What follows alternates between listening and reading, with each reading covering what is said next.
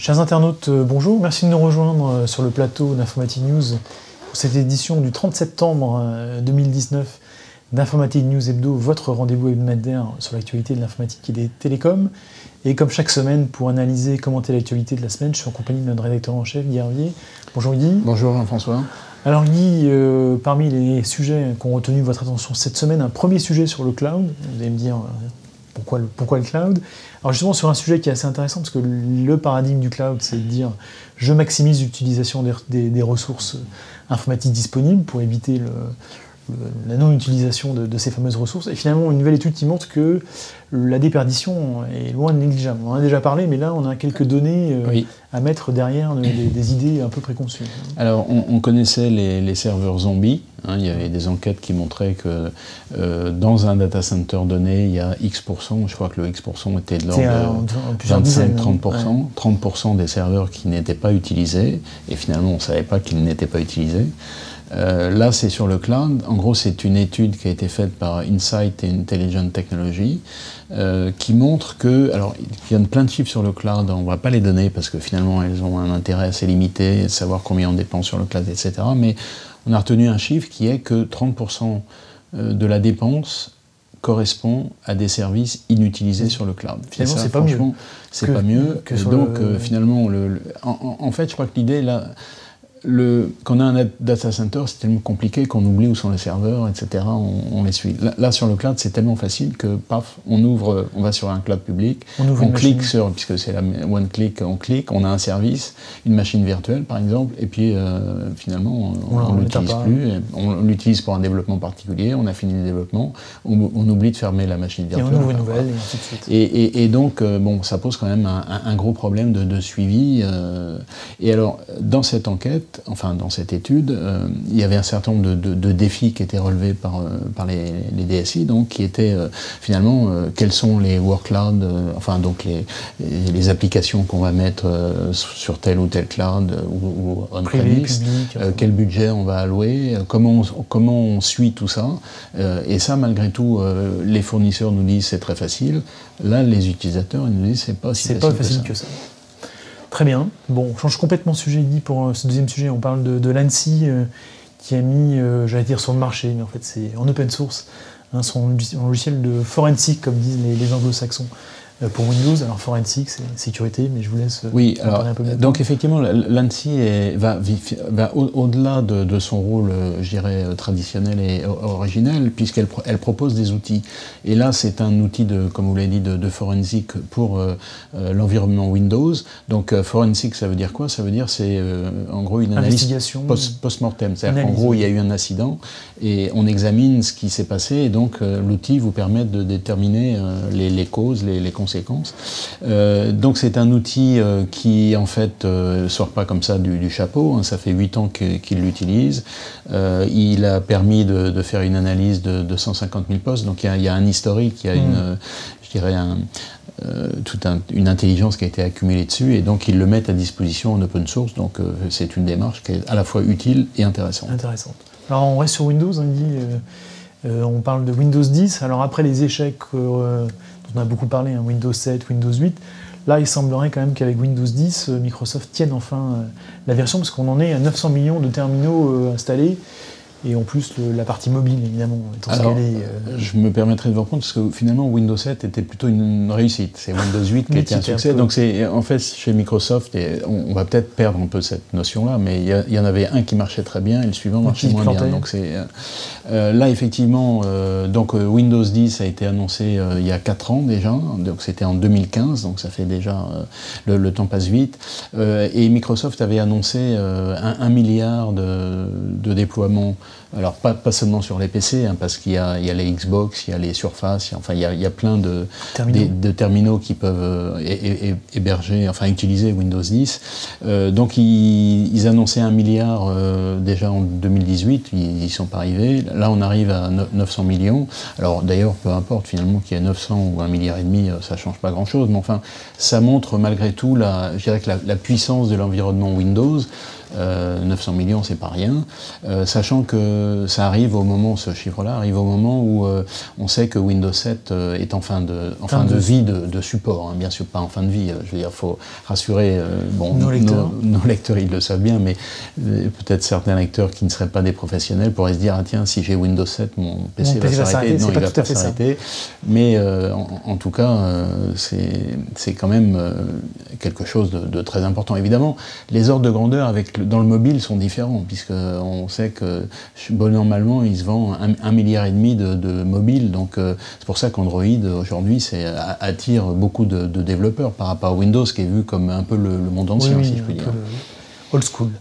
Alors, on change complètement de sujet, mais on parle évidemment des GAFA, parce que sinon, cette émission, sans parler des GAFA, ne serait pas ce qu'elle est.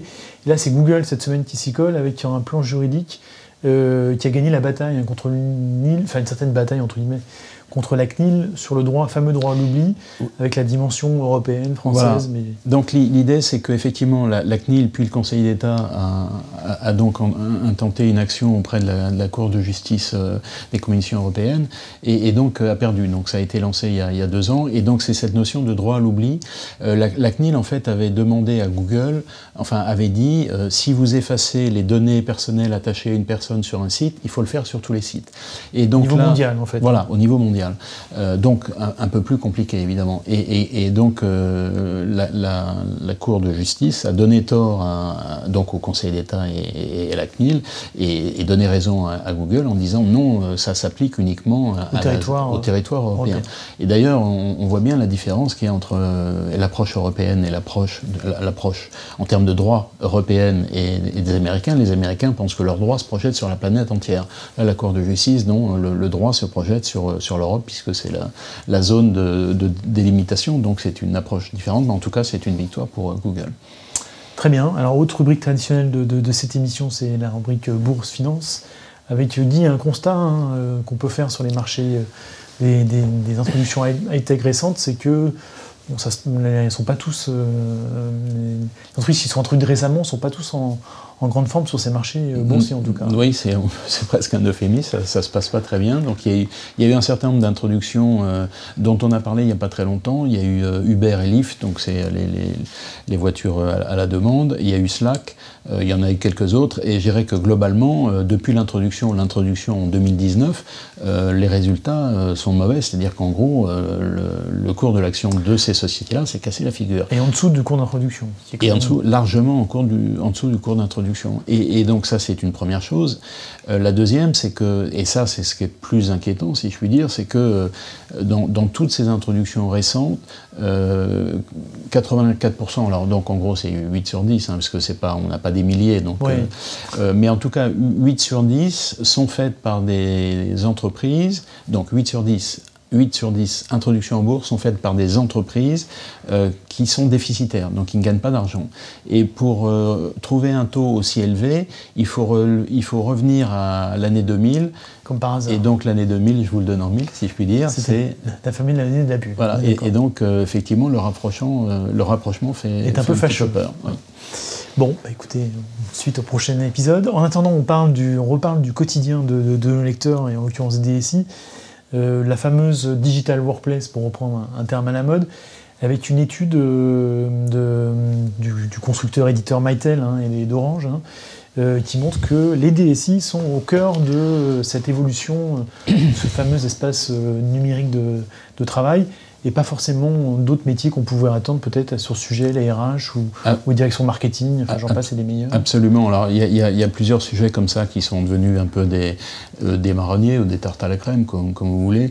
Il y en a un qui est la transformation numérique, donc en gros c'est l'ouverture du système d'information vers le client et la possibilité qu'on donne au client finalement d'accéder au système d'information et de faire en gros tout ce qu'il a envie de faire.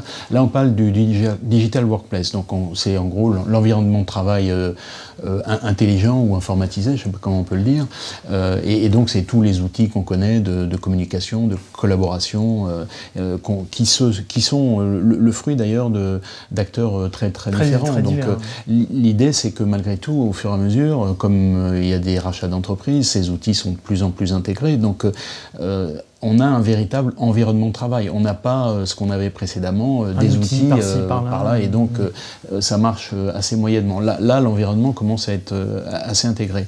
Et ce qui est intéressant dans cette étude, c'est précisément, et dans toutes ces évolutions, la question qui est majeure posée pour nos lecteurs, c'est quel est le rôle du DSI? Est-ce que c'est un rôle de premier plan? Est-ce que c'est un rôle de deuxième plan?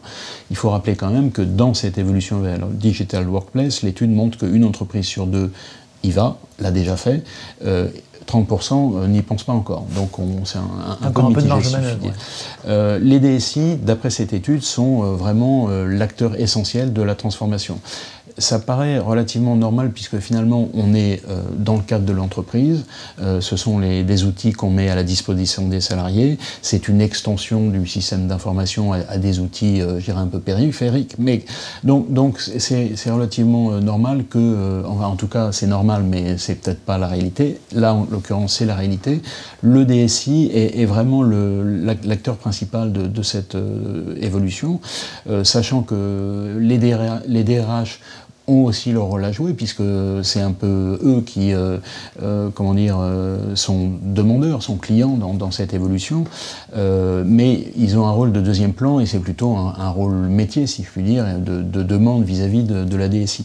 Sachant que dans tout ça, ce qui est évidemment important pour les entreprises, c'est d'attirer les talents, comme on dit aujourd'hui, et donc le fait de proposer des outils qui soient à peu près moderne, au goût du jour, c'est un élément qui est non déterminant, enfin qui est déterminant, je veux dire, puisque, bon, avant, évidemment, il y a plein de critères, le salaire, le cadre de travail, etc., mais l'environnement de travail fait partie du cadre de travail. Et puis, avec maintenant la possibilité de télétravail, qui s'est quand même assez fortement élargie, donc tout ça fait que les entreprises sont de plus en plus demandeurs, si je puis dire, de ce genre de choses. Et c'est une bonne nouvelle pour le DSI, puisque c'est lui l'acteur. Donc ça va pas être à lui de pousser, mais plutôt il va être en réponse d'une demande qui est de plus en plus importante. Après, il y a quand même une notion importante, c'est d'usage de ces outils, de conduite du changement. Voilà. Exactement. Et ça, effectivement, on a toujours tendance à le mettre en deuxième point. La conduite du changement, c'est... alors, bon, je ne suis pas un expert du sujet, mais c'est sans doute la moitié de la réussite. Si elle n'est pas bien faite, les outils seront là sur le bureau, et puis ils serviront, ou à la maison d'ailleurs, et ils serviront à rien. Donc, ce sera une dépense totalement inutile. Très bien. Écoutez, merci Guy pour cette synthèse. Ça, c'était pour l'actualité de la semaine passée. Pour la semaine à venir... ça sera le Think Summit d'IBM. D'ailleurs, on aura le plaisir de recevoir... Nicolas Sekaki. Je vais recommencer.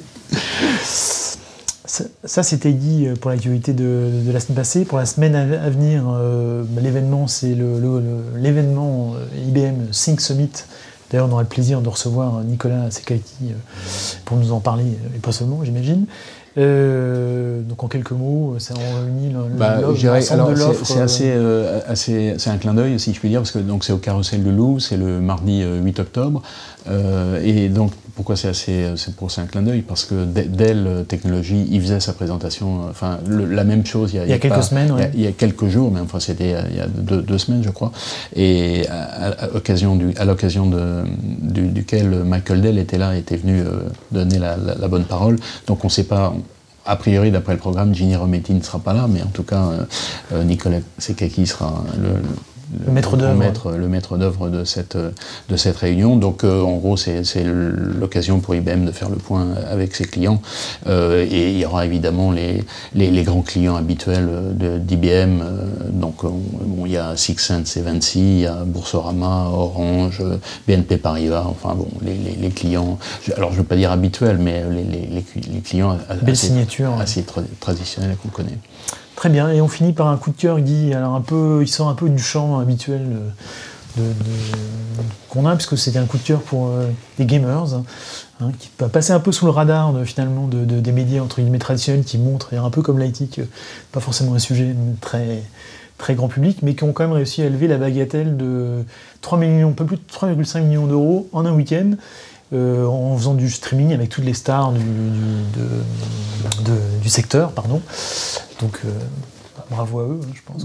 Je pense que vous en avez dit pas mal déjà, je ne vois pas ce que je pourrais rajouter. Non, effectivement, 3,5 millions réunis, donc c'est un marathon de jeu vidéo. Caritatif, c'est-à-dire qualitatif, caritatif. Donc 3,5 millions, c'est quand même une somme qui est non négligeable, qui est reversée à l'Institut Pasteur. Voilà, j'ai oublié de dire, c'est important. Par ces gamers. C'est pas une activité qu'on suit nous, puisque c'est pas les professionnels de l'informatique, mais enfin, en tout cas, ils sont consommateurs de technologies, peut-être encore bien plus que nos lecteurs habituels. On voulait saluer cette initiative réussite, qui se traduit par... Parce que c'est un record mondial, en plus, j'ajouterais. Hein. Donc, si vous le dites. Encore une fois, bravo à eux.